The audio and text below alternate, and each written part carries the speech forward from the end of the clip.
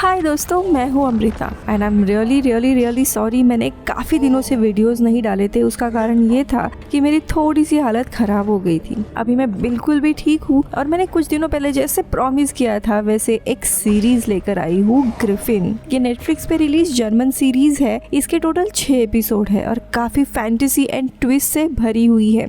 इसके सारे एपिसोड मैं जल्दी ही अपलोड करूँगी, सो प्लीज़ अगर आपने चैनल को सब्सक्राइब नहीं किया है तो सब्सक्राइब ज़रूर कीजिएगा। कहानी शुरू होती है 1984 में क्रेफेल्डॉन नाम के एक स्मॉल टाउन से। मार्क का 6th बर्थडे था, लेकिन जब वो नींद से उठता है तो उसे कुछ अजीब सी आवाज़ें आने लगती है। वो दीवार के पास जाकर आवाज़ सुनने की कोशिश करता है और अचानक से दीवार के उस तरफ से क्रीचर की गुर्राने की आवाज़ आने लगती है। उतने में ही उसके पिता कार्ल और भाई थॉमस वहां आते हैं और वो मार्क को वहां से लेकर भागने लगते हैं। कार्ल कहता है कि उसने हमें ढूंढ लिया है, हमें यहाँ से निकलना होगा। अभी किसकी बात कर रही है हमें जल्दी पता चलेगा। कार्ल फिर तिजोरी से क्रॉनिकल नाम की बुक थॉमस को देता है और बताता है कि हम यहाँ पे रुक नहीं सकते, वो स्टोन मॉन्स्टर को भेज सकता है। अगर मुझे कुछ भी हुआ तो थॉमस मार्क का ख्याल रखना। ये बोल के तीनों गाड़ी से निकलते हैं, लेकिन तभी कार्ल की वाइफ पेट्रा वहाँ आती है। वो कार्ल की बातों पे विश्वास नहीं करती और कार्ल को काफी रोकने की कोशिश करती है, लेकिन कार्ल सिर्फ दोनों बच्चों को लेके वहाँ से भाग निकलता है और ये लोग कार्ल के वर्क स्टूडियो में आते हैं। कार्ल मार्क को बताता है कि सब कुछ ठीक हो जाएगा और अचानक से उसका फेस जलने लगता है और सीन यहीं पे कट होता है। अब कहानी कुछ साल आगे जाती है। साल था 1994। मार्क उस रात के डरावने याद से चीखते हुए उठता है।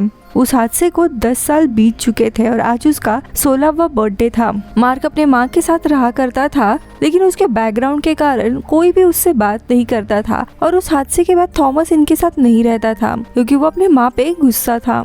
घर चलाने के लिए मैक्स ने थॉमस के साथ मिलकर म्यूजिक एल्बम की स्टोर भी ओपन की थी और स्टोर संभालने के लिए उन्होंने मेमो नाम के लड़के को रखा था। अब कॉलेज में मार्क के क्लास में बेकी नाम की एक स्टूडेंट आती है जो मार्क को काफी पसंद आती है।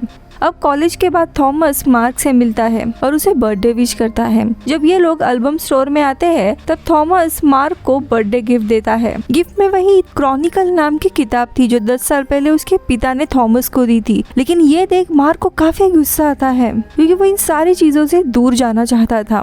लेकिन थॉमस बताता है कि ये किताब उनके पूर्वजों की लेगेसी है और इस किताब में डार्क टावर इस जगह के बारे में बताया गया था और हमें पता चलता है कि हमारी दुनिया के अलावा एक और दूसरी दुनिया यानी एक दूसरी डायमेंशन है जिसे डार्क टावर कहा जाता है। वहाँ पे अलग अलग मॉन्स्टर, क्रीचर और इंसान रहते हैं। इस दुनिया को ग्रिफिन नाम का एक मॉन्स्टर कंट्रोल करता है जो कि काफी खतरनाक पावरफुल है, जिसको अब इस दुनिया में आना है। स्टार्टिंग में जब कार्ल बच्चों को बोल रहा था कि उसने हमें ढूंढ लिया है, वो ग्रिफिन की ही बात कर रहा था। ग्रिफिन को रोकने का काम काफी सदियों से थॉमस की ही फैमिली किया करती थी और अब थॉमस और मार्क की बारी थी। इसके लिए थॉमस मार्क को ये सारी चीजें सिखाना चाहता था ताकि वक्त आने पर वो ग्रिफिन के साथ लड़ सके, लेकिन मार्क को इन बातों पे भरोसा नहीं था। अब काफी आर्ग्यूमेंट के बाद मार्क इस किताब को साइन करके पढ़ने के लिए रेडी होता है, लेकिन उसके कुछ कंडीशंस थी, जैसे कि थॉमस प्रूव करेगा कि डार्क टावर जैसी कोई जगह है और अपने माँ के साथ डिनर के लिए घर आएगा। अब थॉमस भी रेडी होता है, फिर मार्क उस किताब में साइन करता है, लेकिन साइन करते वक्त उसे धीरे धीरे कुछ विजन आने लगते हैं और वो गड़बड़ी में ये किताब लेकर घर आता है। अब रात में मार्क म्यूजिक एडिटिंग का काम कर रहा था, तभी उसे बार बार कुछ आवाजें सुनाई देती है और उसका ध्यान उस किताब पे जाने लगता है, इसीलिए फाइनली वो किताब पढ़ने लगता है। हम देखते हैं इस किताब में डार्क टावर इस डायमेंशन में जाने का रास्ता बताया था, वहाँ का ट्रैवल मैप भी था। डार्क टावर में अलग अलग सेक्शन थे। सबसे पहला था क्रॉस सेक्शन, फिर lowest plane, Martin coat, sample plane और टॉप पे सेलेस्टियल प्लेन था और हमें वहाँ के अलग अलग क्रीचर्स के बारे में बताया जाता है। आगे हम haunt people, gargoyle, slave hunter, horn priest, इन क्रीचर की जानकारी दी जाती है। वहाँ होने वाले असॉल्ट और अत्याचार के बारे में भी लिखा था, जहाँ पे हॉर्न मॉन्स्टर्स और स्लेव हंटर नॉर्मल क्रीचर और इंसानों को मारा करते थे। बहुत ही खतरनाक तरीके से उन्हें टॉर्चर भी किया जाता था। फिर पेज आता है एक मेन विलेज का, यानी कि ग्रिफिन का। ये आधा लायन और गरुड़ की तरह दिखता था। ग्रिफिन साइज में बहुत ही बड़ा था जो सेलेस्टियल लेयर में रहा करता था, लेकिन पूरे डार्क टावर में उसका राज चलता था। मैजिक से वो किसी भी स्टोन स्टेचू को जिंदा भी कर सकता था। ये सब जानकारी भयानक ड्राइंग के जरिए लिखी गई थी। अब मार्क ये सब कुछ देखकर बहुत ही डरने लगता है, इसीलिए वो किताब बंद करके वहाँ से उठता है। लेकिन वो जैसे ही उठता है वो सीधा डार्क टावर की जगह में टेलीपोर्ट हो जाता है। ये जगह काफी अजीब थी। आसपास जंगल जैसा इलाका था और बहुत बड़े बड़े पिलर थे जो सीधे आसमान तक जाते थे। गहरे बादलों के ऊपर छत जैसा स्ट्रक्चर बना था। मार्क रॉक से आसपास की जगह देखने लगता है। थोड़ी ही दूर पर एक हट थी। अब चलते हुए अनजाने में मार्क एक ट्रैप को टच करता है। इसके कारण हड्डियों से बना एक बेल बजने लगता है और इसके चलते हट से बहुत ही डरावने हॉर्न मॉन्स्टर चिल्लाते हुए बाहर आते हैं। उसे देख मार्क छुप जाता है।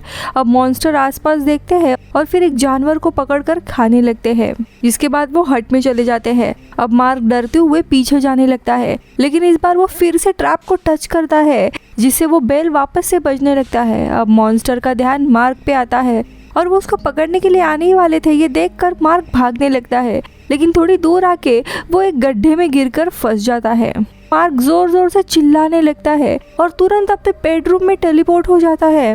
अब मार्क को ये सब कुछ एक डरावना सपना लगता है। उसे नहीं पता था कि ये सारी चीज़ें सच हुई थी। खैर, अब अगले दिन वो कॉलेज जाता है, जहाँ पे हम देखते हैं बेकी की सारा और उसके बॉयफ्रेंड बेन के साथ दोस्ती हुई थी और दोनों भी बातें कर रहे थे। तभी वहाँ से मार्क गुजरता है और सारा बताती है कि इस लड़के से दूर रहना, ये बहुत ही गुस्सैल लड़का है और काफी वियर्ड है। लेकिन इस बात से बेकी मार्क को लेकर और भी क्यूरियस होने लगती है। यहाँ पे क्लास में हम देखते हैं एनिमल हंटिंग से रिलेटेड लेक्चर चल रहा था। उन एनिमल्स को शिकार करते देख मार्क को वापस से डार्क टावर का हेलुसिनेशन आने लगता है। कर मार्क लेक्चर छोड़कर वहाँ से निकल जाता है। उसे जाता देख बेकी बाहर आके मार्क से बात करने लगती है और इससे सारा, मार्क और बेकी की भी दोस्ती होती है। खैर, कुछ समय के बाद मार्क उसे बाय बोल के निकल जाता है और सीधे अपने थेरेपिस्ट डॉक्टर के पास मिलने जाता है। वो डॉक्टर को उस डार्क टावर और वहाँ के मॉन्स्टर्स के बारे में बताता है, लेकिन डॉक्टर उस पे भरोसा नहीं करते। सो अपना लास्ट सेशन खत्म करके मार्क अपने स्टोर में आता है और थॉमस को किताब वापस करता है, ये बताते हुए कि ये काफी बकवास किताब है। थॉमस पूछते हैं कि क्या तुम्हारे साथ कुछ हुआ था? तो मार्क बताता है कि हाँ, उसे काफी अजीब आवाजें सुनाई दे रही थी और हेलुसिनेशन आ रहा है, लेकिन ये सब कुछ उसके ट्रॉमा के कारण है। सो थॉमस उसे बताता है कि तुम्हें आज रात प्रूफ मिल जाएगा। उसी वक्त बेकी म्यूजिक स्टोर में आती है। बातों ही बातों में बेकी मार्क को कहीं घूमने जाने के लिए पूछती है, इसीलिए वो स्टोर के रूफ पर बारबेक्यू करते हैं और बात करते हुए टाइम स्पेंड करने लगते हैं और ऐसे ही रात हो जाती है। तो मार्क बेकी को बाय बोलकर घर आता है। घर में वो देखता है थॉमस और माँ की अच्छी खासी बातें चल रही थी और तीनों भी अच्छा टाइम स्पेंड करते हैं, लेकिन बातें करते वक्त पेट्रा काल का टॉपिक निकालती है, जिससे फिर से थॉमस का आर्ग्यूमेंट होने लगता है। और यहाँ हमें पता चलता है कि थॉमस डार्क टावर की बातों पे विश्वास करने लगा था। इस बात से परेशान होकर पेट्रा ने थॉमस को पागल खाने एडमिट कर दिया था। काफी साल उसका इलाज हुआ और इसी बात से थॉमस पेट्रा के ऊपर गुस्सा था। अब थॉमस खाना छोड़ के बाहर आता है और मार्क को प्रूफ दिखाने के लिए लेकर जाता है। थॉमस मार्क को उसके पिता के पुराने स्टूडियो लेकर आता है। ये वही सिमेट्री थी जहाँ 10 साल पहले वो इंसिडेंट हुआ था। थॉमस मार्क को बिल्डिंग के पीछे साइड लेकर आता है। थॉमस विंडो को अनलॉक करता है और मार्क के साथ अंदर जाता है। अंदर का नजारा देख मार्क बहुत ही ज्यादा चौंक जाता है। ये बिल्डिंग काफी छोटी थी, लेकिन यहाँ पे तो बहुत ही बड़ा। थॉमस बताता है कि ये सीक्रेट जगह है और सिर्फ हम ज़ाइबरमैन ही यहाँ पे आ सकते हैं। इस जगह को उनके पूर्वजों ने बनाया था और मैजिकली प्रोटेक्टेड है। यहाँ थॉमस मार्क को एक बॉक्स दिखाता है। थॉमस बताता है कि उस रात पिताजी यही ढूंढने के लिए यहाँ पे आए थे। मार्क जब बॉक्स को चेक करता है तो अचानक से उस बॉक्स से नीडल निकलती है और मार्क के फिंगर में लगती है। खून आने लगता है। जैसे ही ये नीडल अंदर जाता है, पीछे से एक छोटा खुफिया चेम्बर ओपन होता है। चेम्बर के अंदर वही लॉट टूल रखा हुआ था। थॉमस बताता है कि ये एक वेपन है। मार्क जैसे ही हाथ आगे करता है, वो लॉट अपने आप उसके हाथ की तरफ खींचा चला आता है और उसके हाथ में सांप की तरह लपटने लगता है। वो आगे बोलता है कि हमें कैसे भी ग्रिफिन को मारना होगा, क्योंकि उसे जिंदा रहने के लिए हमारे खानदान में से लोग यानी मार्क या थॉमस का खून चाहिए होगा। उसे हराना लगभग नामुमकिन है, लेकिन यही एक वेपन है जो उसे मार सकता है।